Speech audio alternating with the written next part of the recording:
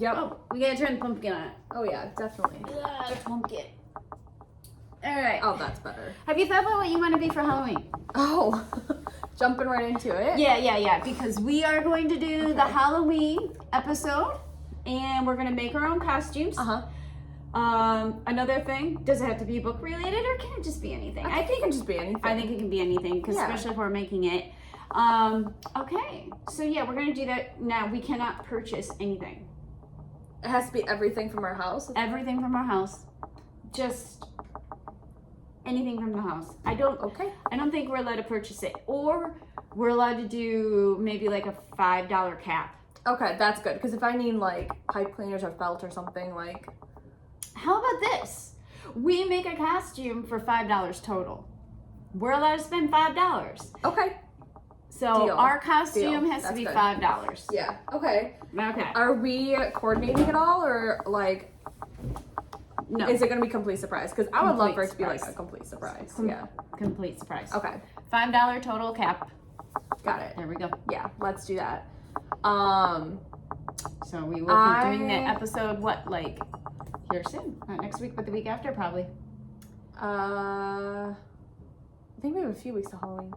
Yeah, not much. Yeah. Because it's like, maybe, but anyway, it'll be that week. We'll keep it updated because it'll be fun. Yeah, it'll be really fun. Do you know? And we'll have people vote for the best costume. Oh, that would be whoa, evil. making it a competition? Oh, everything has to be a competition. Because, like, you never, like, winners are winners. You win in our family. It was always, like, point system, and you never cashed in the points, but you got them anyway.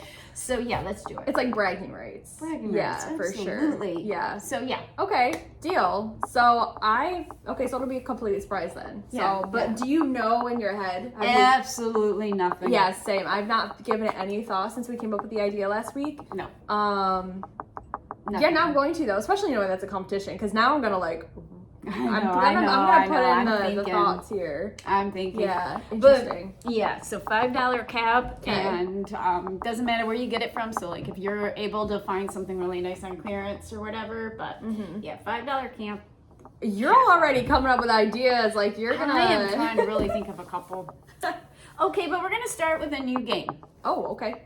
I know nothing about this. She knows nothing. So. Okay, you're gonna go to the bookshelf. You're gonna pick out a book that you know that I know, that I've read. Okay. And you're not gonna show it to me just till 1 second. And then I have 5 seconds to come up with 5 words about that book. Oh, see, that's good. And then I'll do the same to you. So that way it's instantaneous. First thoughts. Boom, boom, boom, boom. Okay, all right. And my memory is so bad, I feel like I'm gonna get tripped up. So. Interesting. Okay, so I'll go first. Yeah. I'll go pick one. And I will say, like, as she picks out a book, on the bookshelves are just like, there are some there that I haven't read yet. Like, there are a mix of my TBR and 5-star reads that we like. But some of them are like really old. And so, yeah, I'm not sure if I'm going to be able to pull this off. I am a little nervous by it. So I can't wait to see what she picks. Okay. Okay, I'm back, and I picked the book. Okay, are you ready? Do I want me to show them first and then reveal it to you, or like? Sure, go ahead. Okay. I could put my head down like a child at school. Like when you're playing like Heads Up 7 Up. Oh, heads up, thumbs up, yeah, like this. Is that what you do when you put your thumbs up? Because you've been tapped. Okay, you can look. Okay. This is the book. These Howl Vows. Okay. Dresses. Fantasy world. She goes to a different land. And Keywords. Keywords. Go. Keywords. 1, 2, 3. Come on. Pick Oh, 5 yeah. words. Dresses. Go. Land. Beauty. Friendship.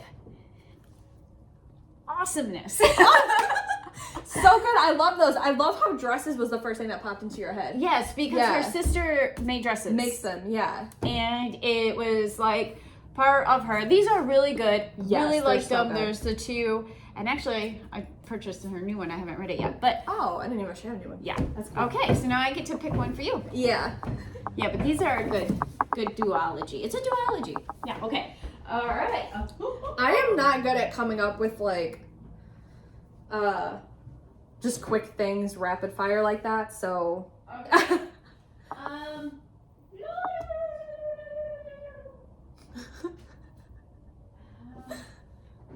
I am curious to see what she picks. All right. Put your head down, thumbs up. Head down, thumb up. All right. I am picking this book. Oh, this is gonna get her. Okay, you ready? Yeah. The book I chose is, go ahead. Okay. Yeah. Oh my gosh. Okay, first off, powerful leader, stereotypes broken, weapons, and fiery dragon. Oh, that's all good. All good. This love these ones. Ian and then Iana. Yeah. Love so them. Good. They're really, really good. I would love to reread them. And actually, I looked into her, and I want to say she's written other ones too that we need to read. Oh, so I didn't know that either. Yeah, I think she has. Yeah. But yeah, so good. It's a really, really cool story about a girl who basically is pretending to be a guy. And it's super interesting. It's really cool if you're really into like dragons, sword fight. Milan, yeah. That's a really good example. Yep. Yeah, then you'll like this one. Yeah, really good.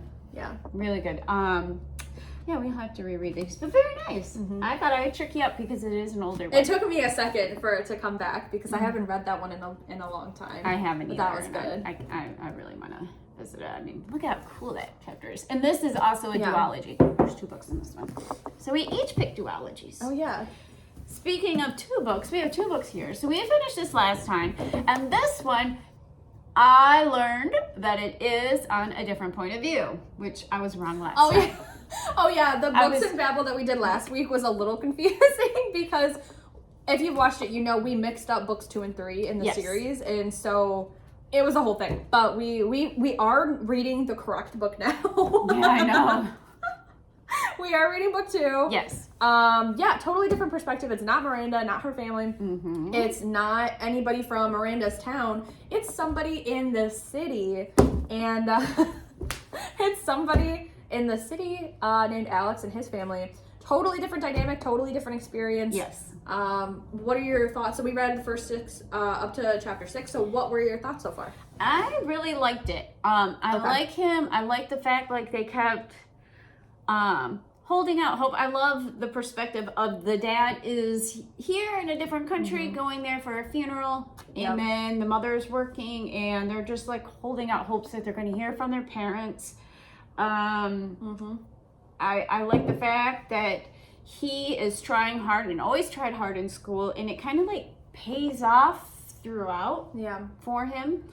And so that's nice too, like just the genuine hard work and labor of the day-to-day, because it doesn't matter if you have money as long as like type thing. That's kind of nice that it's woven in there. But I feel bad for the younger sister through all of this right now. I feel like she's younger. She's 12 or 13, and I feel like there's a hard teenage years, and they're like, oh, she's just a whiny little kid. Yeah, they really don't like her. Nobody in the family seems to like her. Bree does really well with her, though. Bree seems like she's an older one, so she kind of like is taking care of her sister. And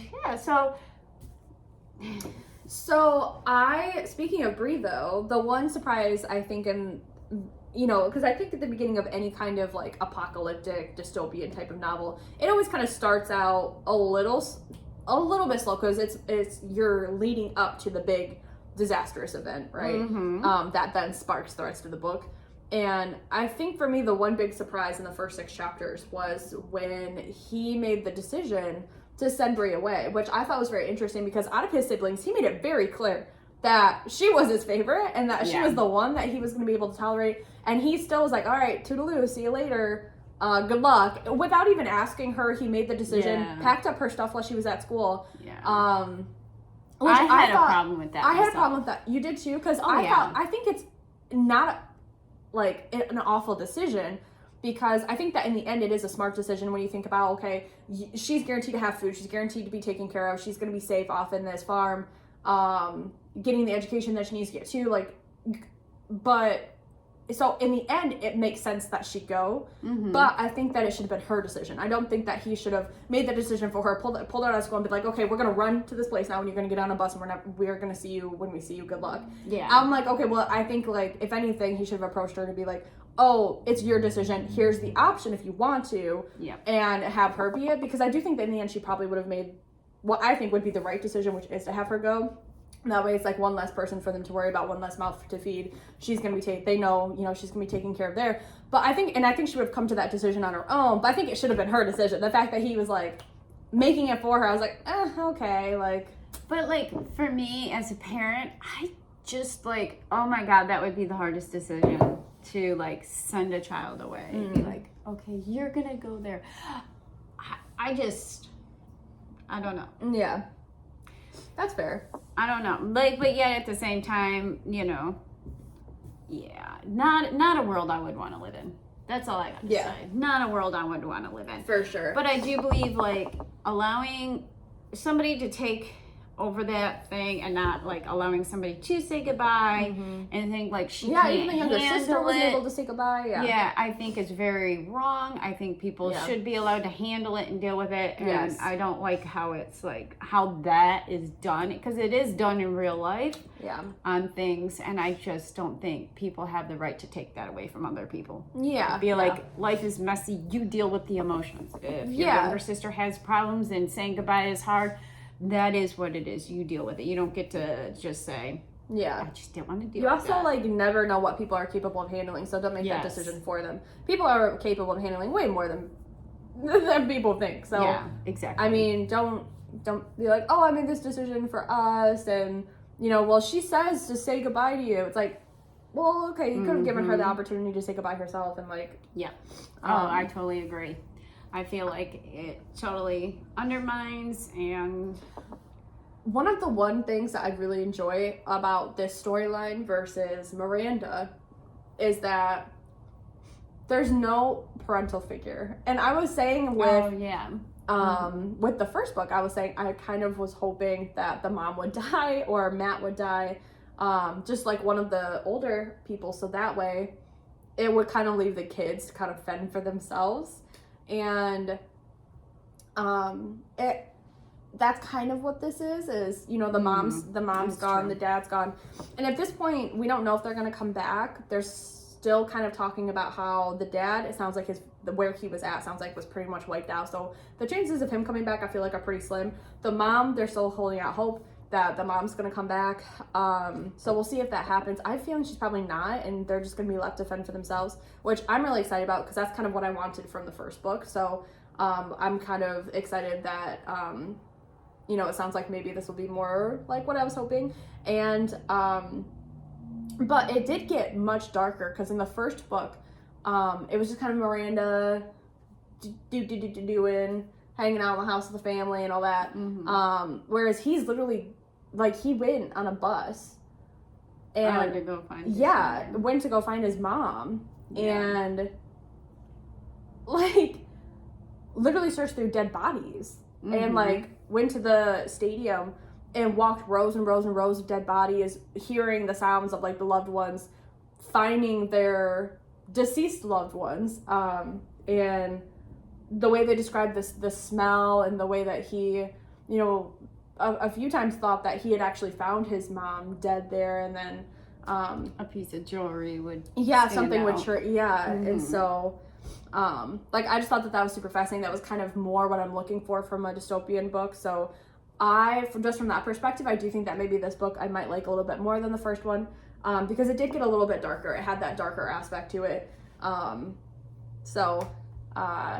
We'll see. I did like the fact that they have him like turn,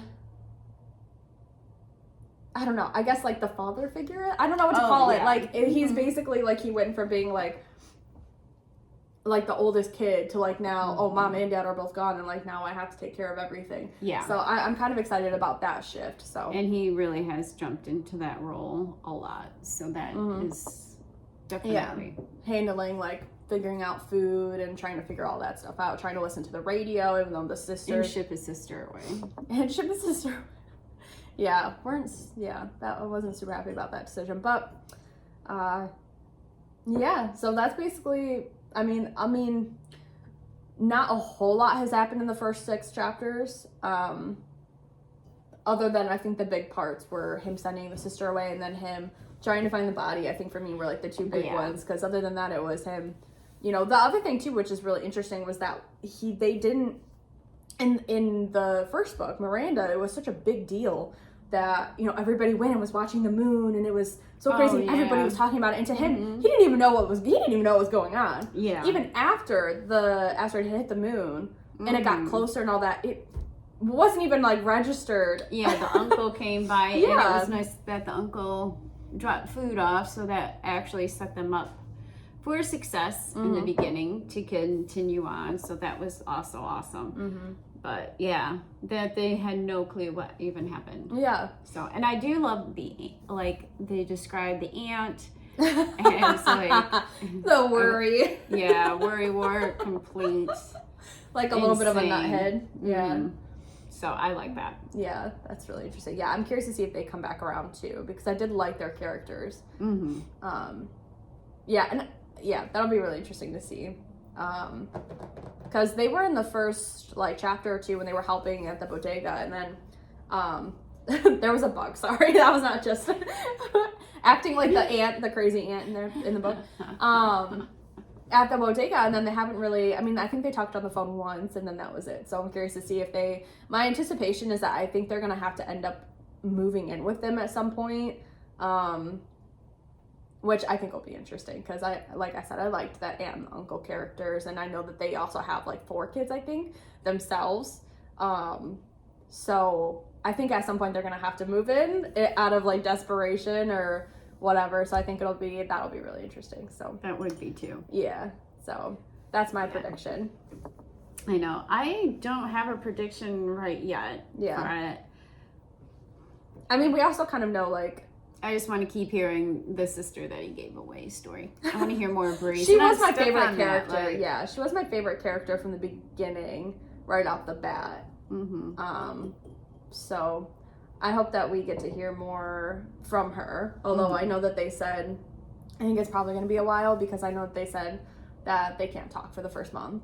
So I don't think we'll hear anything for a while, but eventually. Don't trust them. Don't trust them. Okay, so we are going to read. Yes.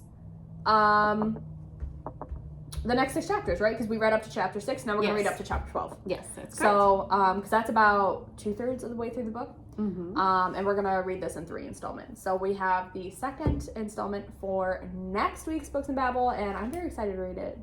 I am too. So I'm curious to see if the parents come back. I'm curious to see if we hear it from Bree. I'm curious to see if they do have to move in with that aunt and uncle, like I think they will have to. So, yeah, we will see. Yeah. Is there anything else? I don't think so. Okay. I don't think so. I think that is it. Last week was a long one, and this week is a shorter one. But I think last week was a long one. It was. Last week's was a little chaotic. It was. It was. And this week we didn't know if we would have to be like pulling like stickers off of books or anything. But no, this week we can just chat. Yeah, just chat. I love it. We can babble. Babble about books? Hey, that's another Babble about books. Yes, exactly.